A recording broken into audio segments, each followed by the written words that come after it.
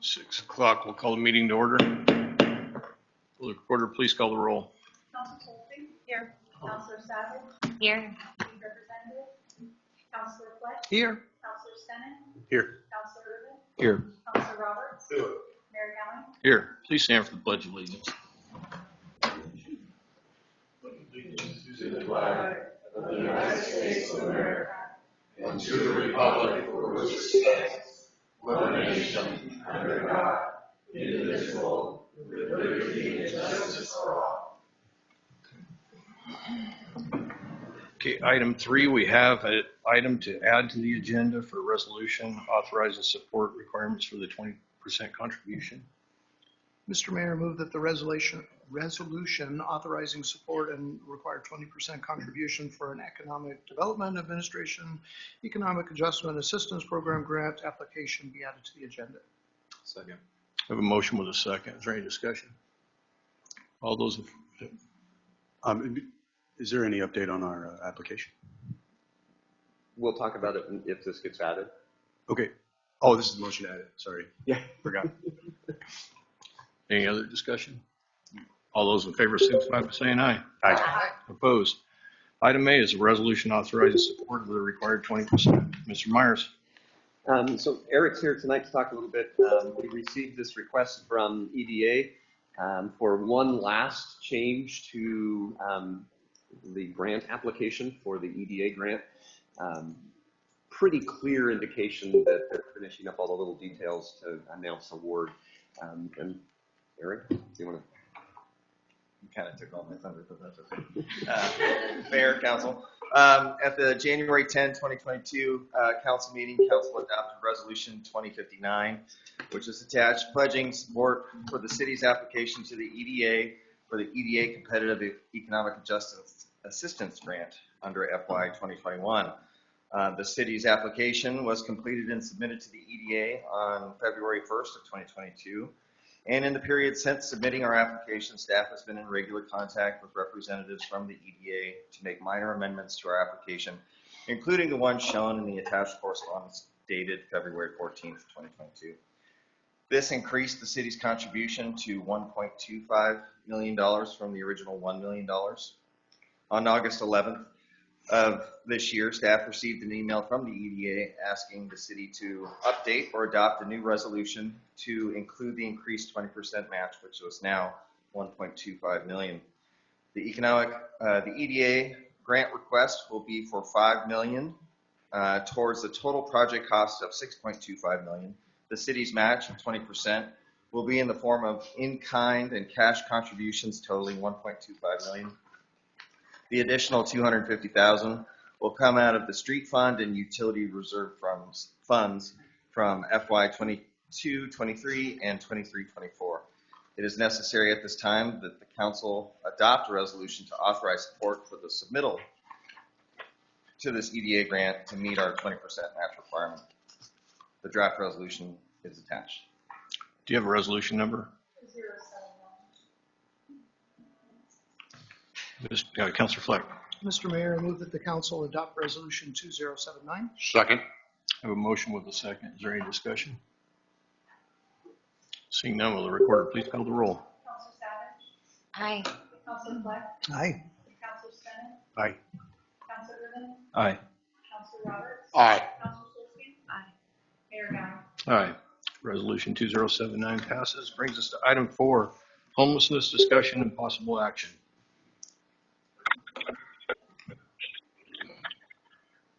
Councilor Fleck. Well, Mr. Mayor, I asked that this item be put back on.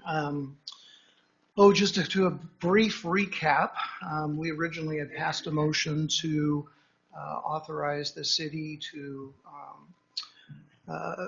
improve the property on 99 below the industrial park and to manage it for 2 years with the stimulus funding that we had.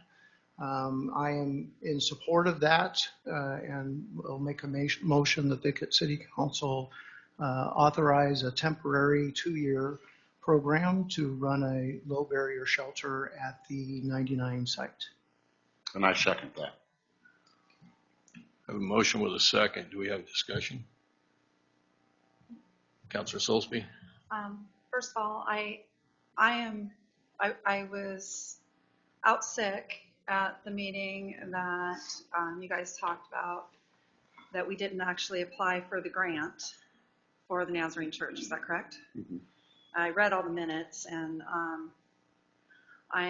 was that because of the way I heard it was that we didn't have enough time, or was that because of public outcry? We could not satisfy the application requirements to make the application. And can you just briefly explain why? Some of the challenges associated with the project, and part of it was the neighborhood issues, but also trying to satisfy some of the ADA and some of the diversity and equity issues that were in the grant application. We didn't have the time to put those together and satisfy that. Okay, but the ARPA funds, we can satisfy. There are no those. requirements There's on the no ARPA. inclusion. There's nothing. Nothing. Okay. All right. So, have our ordinances been changed as of yet? That was kind of a priority number one for our parks, and as far as I know, have they been changed? The council hasn't done any other action other than adopt the overnight camping. But wasn't city staff supposed to put something together and propose it to the city council? Or am I mistaken? No. We did not make a motion to do that? Nope. We did not. Counselor Fleck? Well, we had to complete this piece before we could do that piece. So the Why is that? So the problem is, if we decide that we're doing nothing, we have to be much broader in what we're going to allow in our public spaces. If we are doing a shelter, we then can really narrow and basically say overflow from our shelter then can be in our public spaces. And so this decision has to be made before we can do that ordinance. Otherwise, we run a risk of running afoul of Martin versus Boise. See, and I've been asking for ordinance changes since we started this, so I don't understand. I was under the understanding that we were going to work on it, and Carrie, we spoke about that too, on what was acceptable. You know, saying that people can, you can't say which parks they can't camp in, but you can say which parks they can. And so I thought we were moving on with that immediately, and thought that was kind of priority number one. And so, and I've been a little baffled by how we haven't done that yet. And then the other thing that I have to say is and I've been saying also since day one, is I am very concerned that we are in a complete recession right now. And I don't know if you guys heard, but Social Security just announced that instead of their normal 2 to 3% COLA increase, that they're looking at increasing it by 9 to 10%. And that is not just a pay raise to everyone on Social Security. That is so that they can stay with what they're proposing, what's going to be the cost of basic survival, food, and everything. And so I am concerned about our city doing a $400,000 right off the bat out of our city budget when we just had to up 100,000, almost 100,000, just in gas and oil to our city vehicles. And we're seeing all these increases, and obviously there's going to be a lot more. I'm very concerned where our budget cuts are going to come from, and we're adding right now.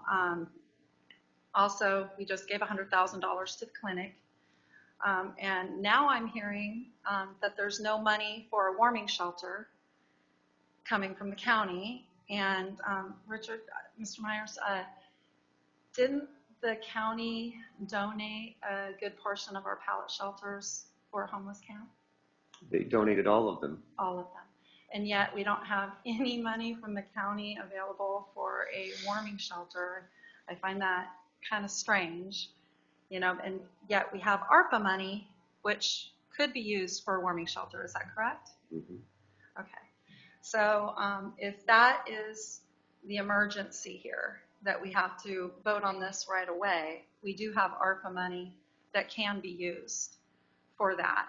And the reason why I am feeling pretty strongly about this is because we do have a community organization that has been getting together and working on this project, and they're Community Strong Cottage Grove. And if you guys have seen the flyers that they put up all around town, I know that they are growing bigger. They're getting a lot more volunteers.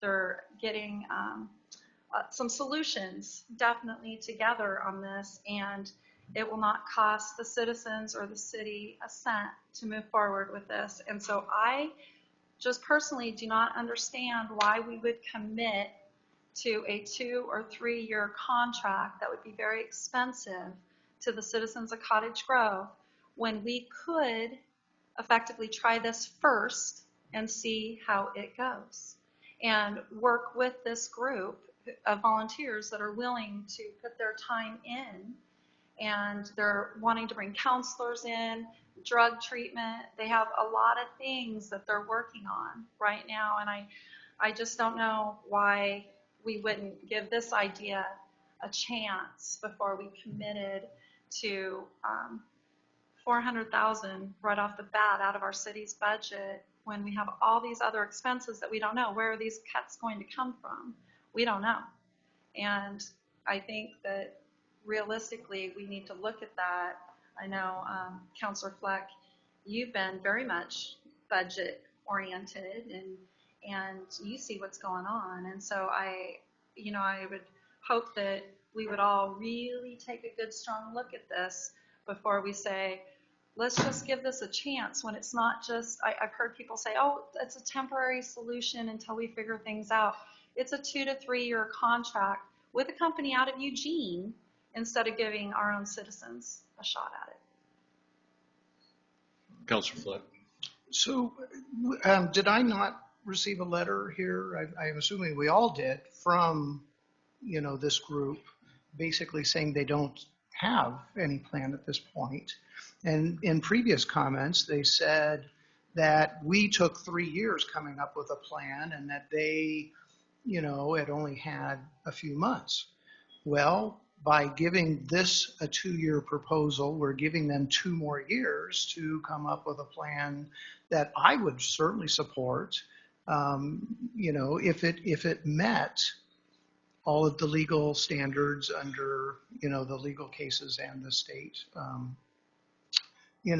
statute that was put in the last legislative session. So, the thing of it is, and just for clarification, that was state money for the out of the cold funds. We contract with Lane County, our agency, community sharing does, but that's a conduit for federal, state programs that come down to them and then to us as a subcontractor. So those were actually state funds that were available for the last 2 years. They may come up with some more money. I don't know, but there's nothing at this point. Is just a quick clarification. Just for clarity, that letter was not to run the warming shelters. It was about warming shelters. Oh, well, I apologize then, but basically, I think they're good intentions at this point, and I'm certainly not. In fact, their first presentation, I found a lot of what was presented appealing, but there was no substance to it. There was no plan, and I'm not trying to be critical, just I'm trying to be pragmatic here. We don't have any plan, and if we want to keep our parks, for kids and folks to recreate, and we want to try to take care of our unhoused folks in this town, this to me is the only option that makes sense, not just from a well-being of our citizenry standpoint, but also from a fiscal standpoint. If we have folks camping in parks, our public works folks are going to have greater burden with managing those parks. We're going to have more issues.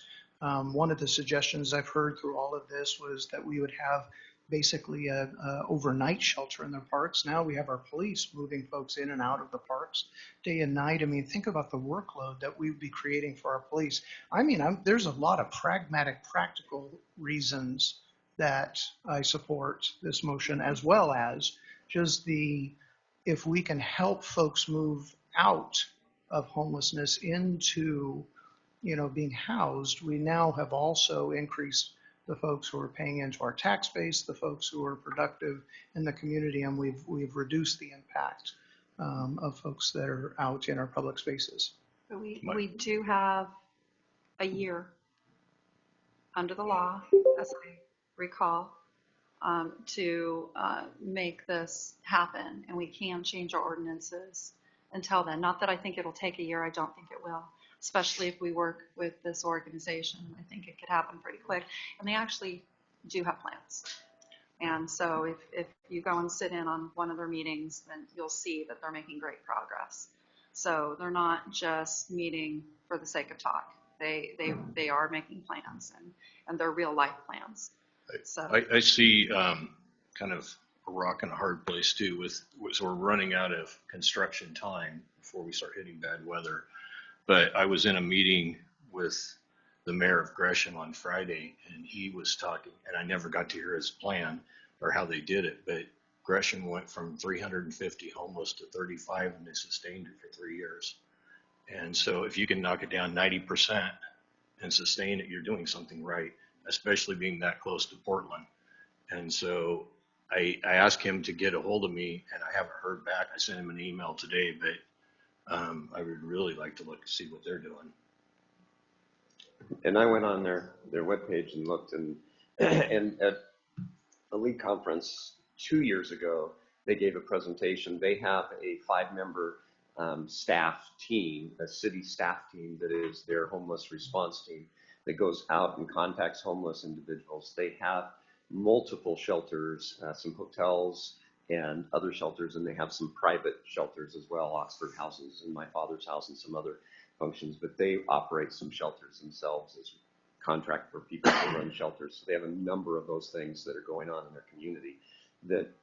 And what's really exciting and interesting is they are in the metro area, right there against Portland, and they're not shipping them to Portland, and Portland's not shipping them to them, and they're addressing their own needs right there in their community with those resources that they've put together. So if you think about having 5 staff people assigned to be contacting homeless, they're spending a sizable chunk of money every year in taking care of the homeless and trying to get that resolved, and that's what the success is. And they are a lot bigger than us, so they have bigger staff. And Councilor Roberts. Thank you, Mr. Mayor. Well, I don't know where to start with all this. There's a lot on the plate here. I get pretty emotional about this simply because I'm a product of a homeless program. God, where to really start here?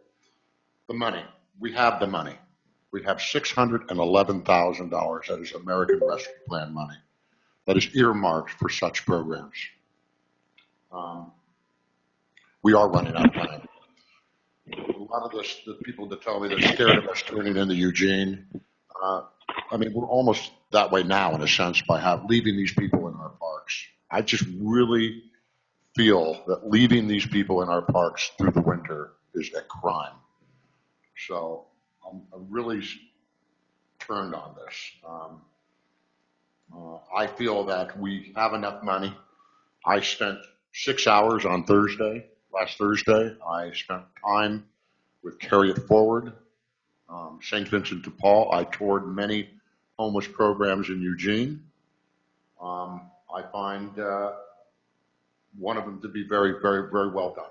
I think it can be an incredible way to do things, very, very close to the one that I went through 32 years ago. And when it comes to the community strong Cottageville people, I think that there is a place for them, Mike. I agree with you. I think there is. But I think we're running out of time. I think the game clock is clicking. And I understand this is a very emotional issue with a lot of people. But I really feel with what I saw in Eugene, if that's what we turn this into, there'll be no problems. I was really amazed with what I saw. So that's pretty much where I stand on this right now. I think that we need to do, we don't have a warming shelter. We can put the two together We can work something out and get going. And this $611,000, that's what that's for.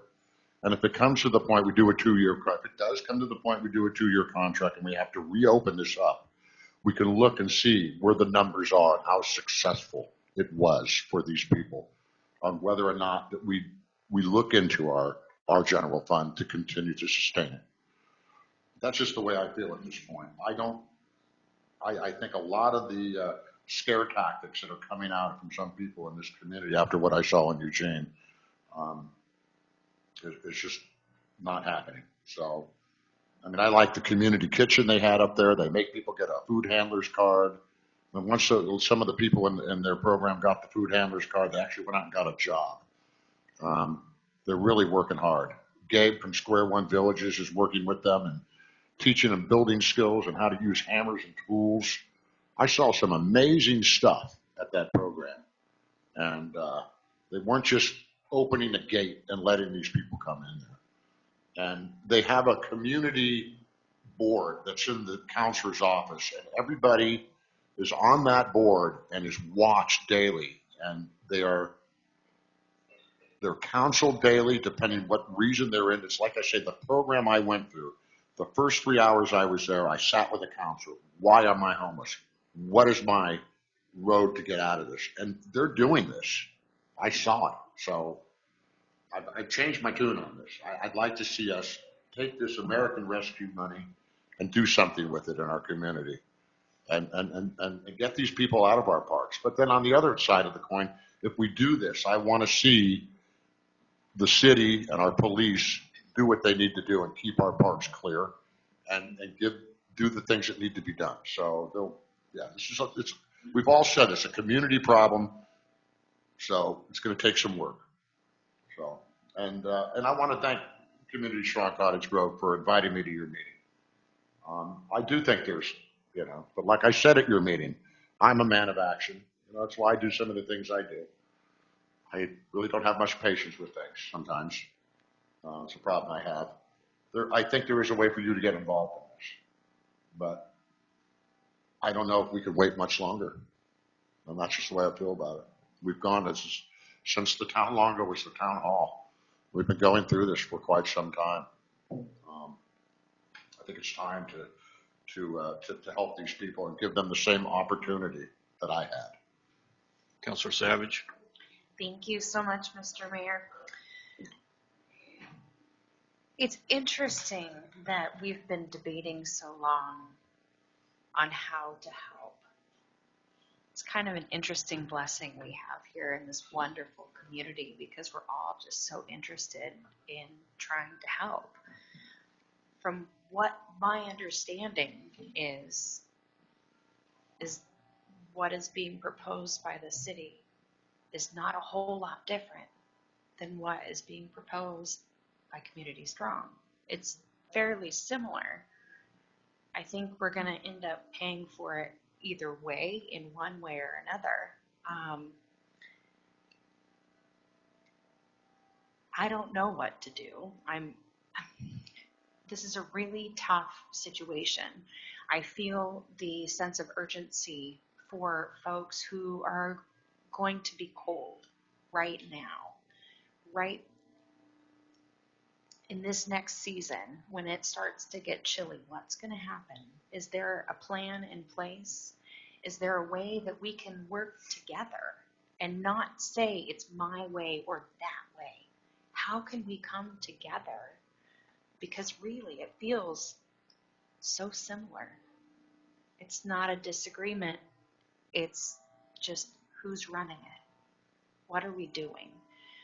Maybe it's a different site. Maybe we go back and look at the warming shelter site and put up the pallet shelters. I feel the sense of urgency for folks coming out of the cold right here, right now. And I'm not sure that we can get something up and going. Maybe there's a plan. I don't know that answer. An interesting article I was reading the other day talked about different shelters in Eugene, and some worked and some didn't. And the ones that didn't work had barriers because folks didn't want to quit drinking. It was tough. But the places that had no barriers had a really high success rate. And I just found that to be really interesting. The more barriers that you put up, the less inclusive it felt for folks coming off the street. And I just thought that was a really interesting insight. You know, it made me think about things just a little bit differently. We are in a tough time. We are in a situation where things are costing more. What do? People should not be cold. I'm more concerned about this winter. What are we going to do? What's the immediate action for that? I'd like to see that we warm people up, get them off the streets. I want my kids to go to the park and feel like they can play. How do we do that? Let's come together and let's figure it out. Councilor Stanton. Yeah, I realize I'm short on time, but I was hoping to pivot for just a second. I was at the Covered Bridge Brewing recently and happened to look out the window toward the east and saw something that caught my eye, and I asked Chrissy about it there. She put a fence up to separate to the east side of their property, and it's a pretty a very effective visual barrier between them and the tents on the other side in the park there. I asked her about it. It was about a $250 investment for, it seemed like a great return on the investment that she had made there. I heard and took to heart the concerns about the warming shelter site with regard to privacy of both the folks who would be staying there and the people on the trail and elsewhere. I think that's a very inexpensive and simple way to address that. I did not hear I have reservations about the 99 site that I just don't have with the warming shelter site. The travel to and from the facility there, lots of concerns from the neighbors, both business and residential. I've always liked and preferred the warming shelter site with regard to its closeness to services, amenities, stores, businesses, its ability to, or its proximity to both the city shops and the and police. I don't see the drawbacks there. I would love to see us go there instead of 99. I will not vote against the 99 site because if that's the will of the council, because I think we have to do something. I would agree with the folks that think that. But man, the warming shelter site has all the drawbacks, or all the pluses and none of the drawbacks as far as I can tell. Councilor Roberts. Councilor Stennett, from what I understand, the city's already working on a deal with South Lane Wheels to safely bring people back and forth from Highway 99. And I do like the warming shelter site, but after talking to some of the directors of Carry Forward and St. Vincent de Paul, they do not like that site. They will not use that site. They feel it is their term was a zoo type setting. They felt is not healthy for progress for the homeless people. They feel that their programs work better when they're in a secluded area where these people can feel they can relax and take the programs that are given to them and administered to them. And the new site for Carry It Forward in Eugene is such that. So just wanted to say, I hear your concerns, but I just wanted to say a few things on that. Thank you, Mr. Mayor. Councilor Irvin. So a couple of questions. What is this correlation between the warming shelter site and the homeless camp?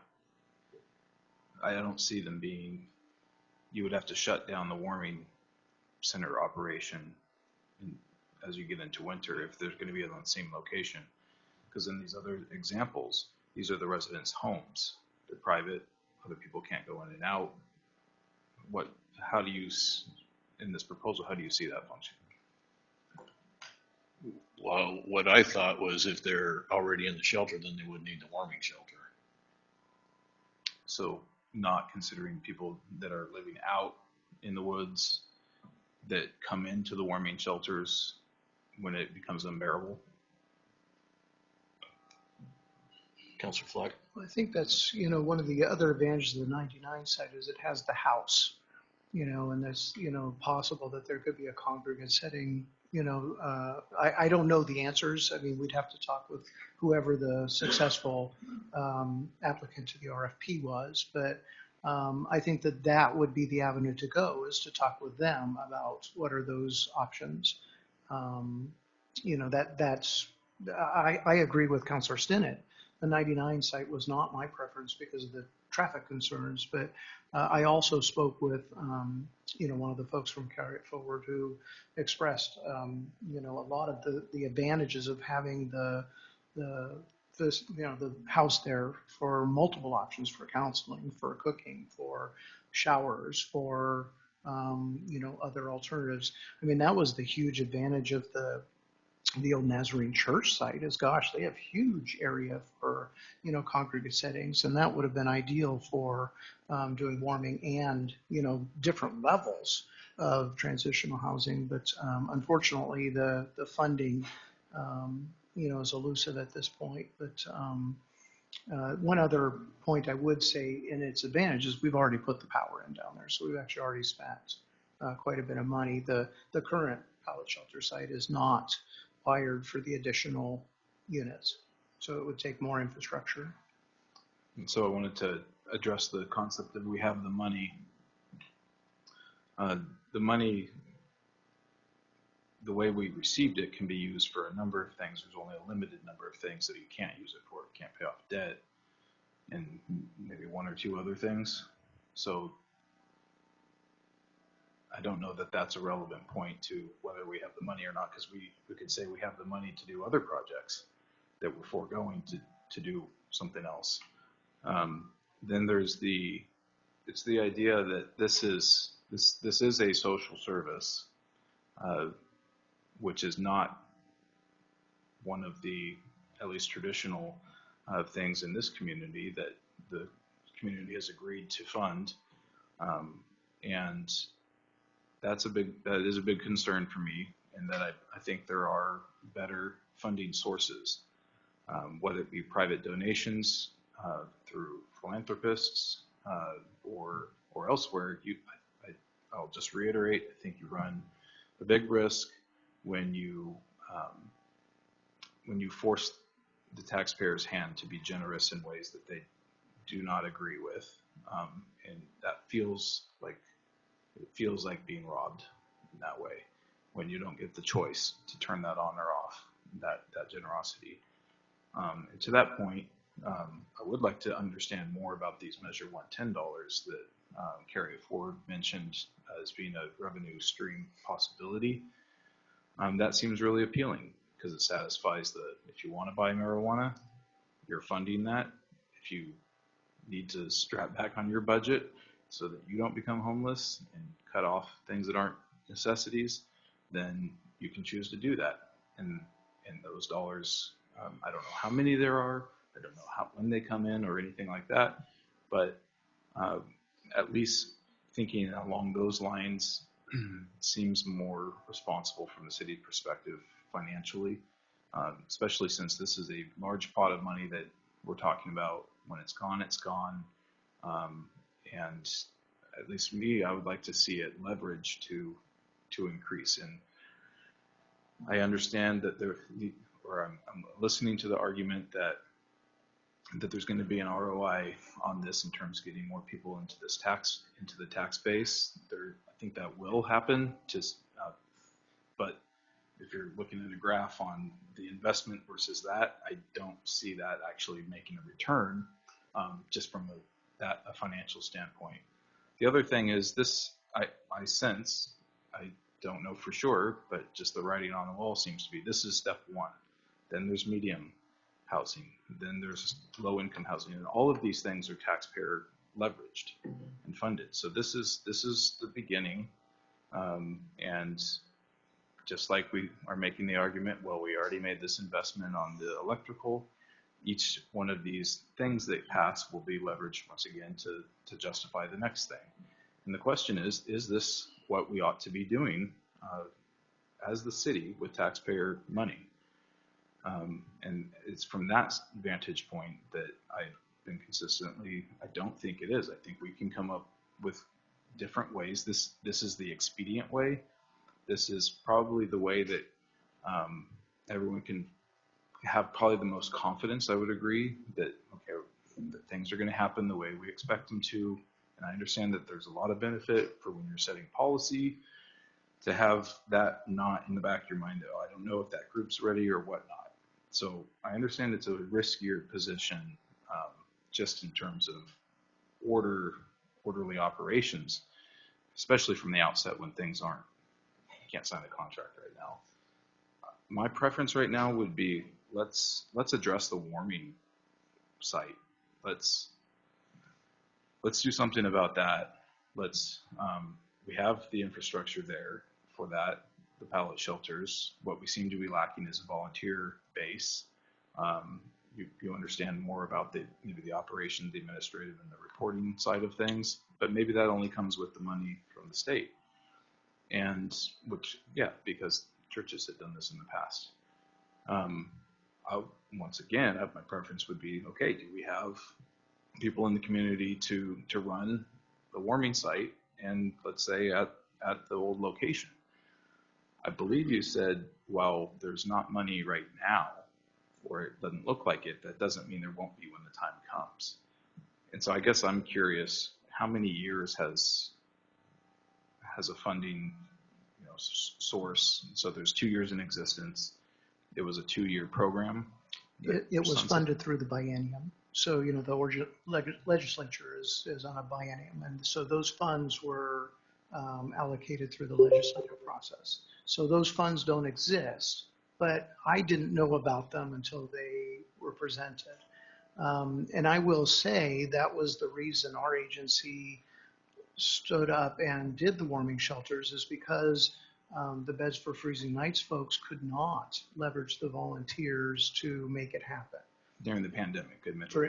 During the pandemic, so that eliminated the congregate setting, which made the pallet shelters ideal, but also just the volunteer base. We've actually had conversations about if this doesn't happen, about our agency taking over and trying to do this in the future. But I'll be honest, I don't know how we would do it with the volunteer base. I'm not saying it couldn't be done, but it would be a lift that I don't know that our agency could do.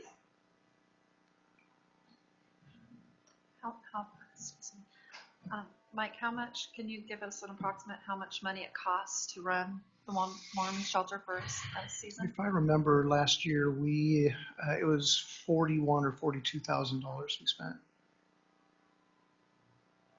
The previous year, we were only open 9 times. I think was about 24, 25. But this is off the top of my head. Please don't quote me on that.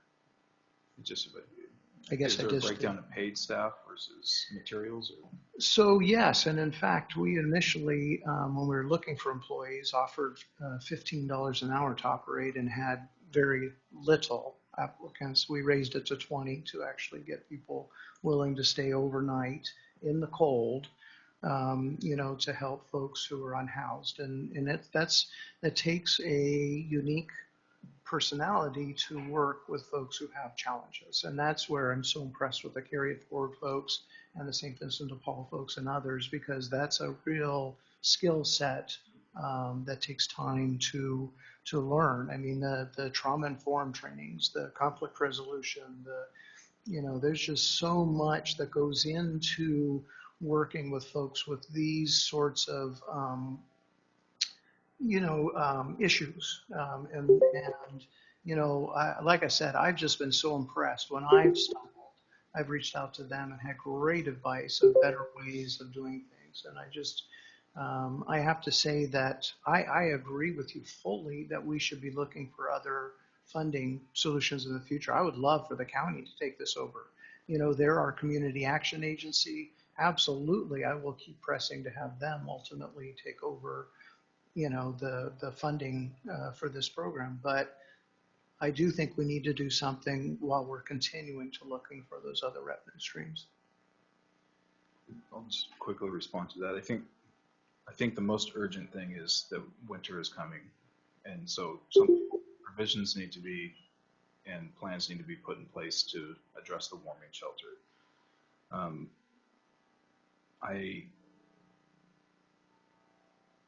just thinking back to the order of operations comments about the ordinances.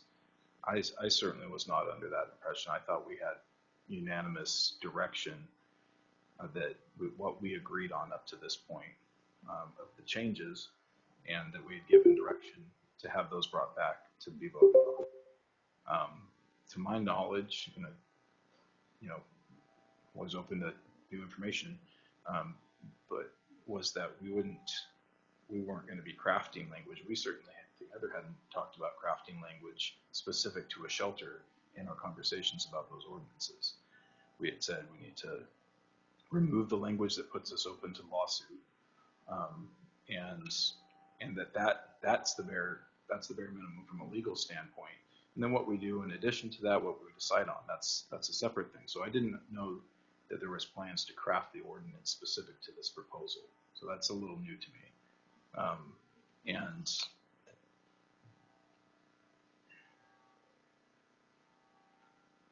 so I would like that we would have an ordinance that would work in any solution put forward to us, that we can at least get ourselves out of the hot water of the legal standpoint for the July 1st, 2023 date. And so that would be the direction that I'd like to see us go. You want to respond, Ms. Conley? So we presented a presentation to the council, and then we presented a slightly modified version at the town hall. And that presentation had two versions of ordinances. One was kind of what I consider draconian. Hey, if you do nothing, you have to strike these provisions. If instead the city chooses to follow the staff recommendations of providing alternative housing options, then you have these other ordinance code provisions that would be sustainable under Martin v. Boise. That is where I am familiar that we left it. I definitely know I heard from two counselors, I want to move forward, let's get these ordinances done. I don't know that there was unanimous or quorum of the majority that directed staff to say, we want the draconian code amendments made now, and then we can revisit those. And I apologize if that wasn't the council. I've been mostly here, I've been in and out. That's my recollection. So my recollection was that there was never a proposal to do nothing other than change the ordinances. There was a motion to designate, to say, these are the sites that you can't be in, leaving everything else out. And that, I don't remember a quorum of the council directing staff to make those changes. I'm just adding the clarity, because you made a binary thing right there, which is draconian, do nothing, or a shelter site, which by stating that you cannot be in these areas, my understanding was that creates a shelter. Everywhere else becomes, even though it's unmanaged, becomes temporary housing or whatever the phrase was. And that from the legal standpoint, that's not different, except for if you look at the totality of the services offered, but it's in a different category from doing absolutely nothing. You have provided space. Is that not? We definitely did talk about that. I mean, this is my recollection, which is not as great as the minutes. But we talked about that it is a spectrum of options based on what the city wants to provide. And because we didn't know what the city wants to provide, we weren't able to drill down on what are the legally challenge-proof code amendments that we can bring back to the council. That is where that's what I remember. I am definitely fallible. I have the same recollection. Councilor Savage. I realize I can't ask a question of folks in the audience, but Councilor Soulsby, do you know if Community Strong has an immediate plan for a warming shelter, something immediately if this were to go forward? Is there They explicitly said they did not want to be responsible for the warming shelter. That was not their mission. They wanted to address the homeless situation and actually get people off the street, not just a temporary warming shelter. But the reason why I did bring that up is because I don't want that to be used as an emergency for us to push through something that may not be what the citizens of Cottage Grove want as a majority as a whole.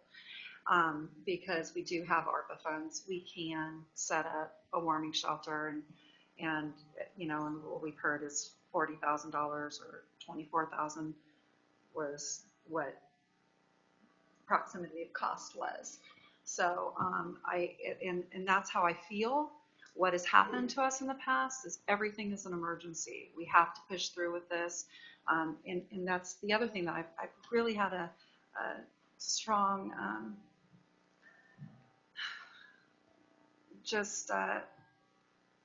I felt terrible about the way that we've proceeded with this whole thing, because it's like we're Highway 99 and now, oh no, we've got the Nazarene Church. Oh no, we've got a grant to apply for. So let's kill the 99 site. Let's go for the Nazarene Church. And then we saw the public outcry about the Nazarene Church, and now all of a sudden we're not going to do that. And so that's the frustrating part for me, is all this back and forth. And I think we need to work. I would like to see us get more in with, maybe even in one of our emails from the Community Strong group. They said, let's canvass the city and find out what our citizens truly want. I mean, from the very beginning, I wanted to put this on the ballot.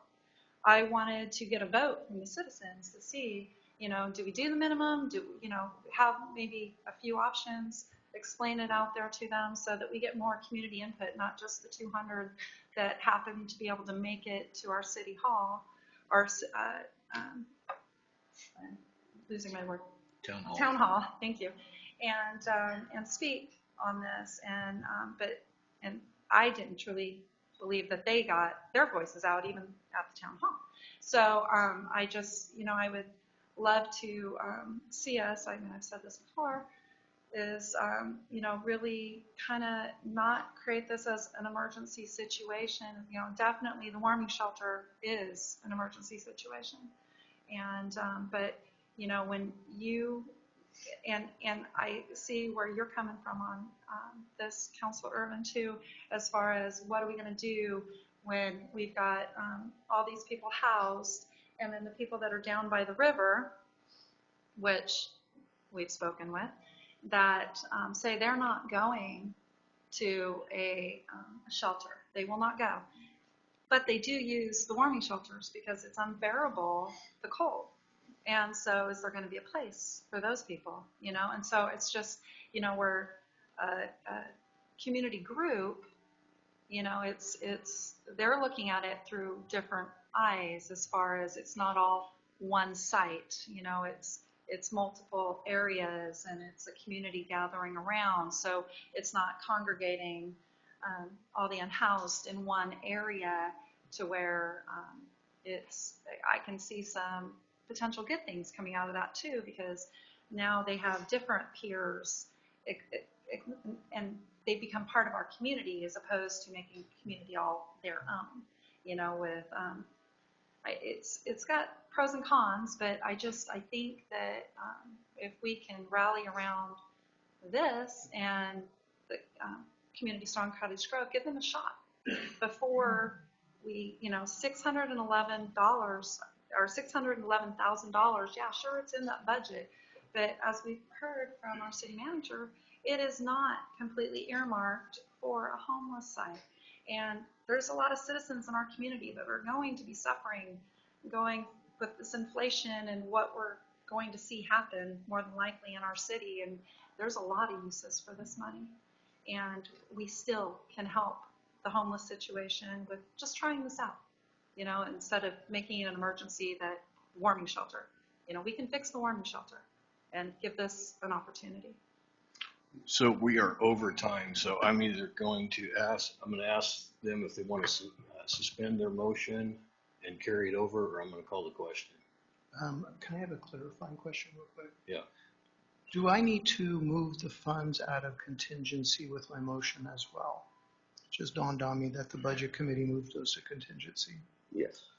So I would offer a friendly amendment to change the motion to add moving the ARPA funds that were originally designated for the shelter out of contingency back for that purpose.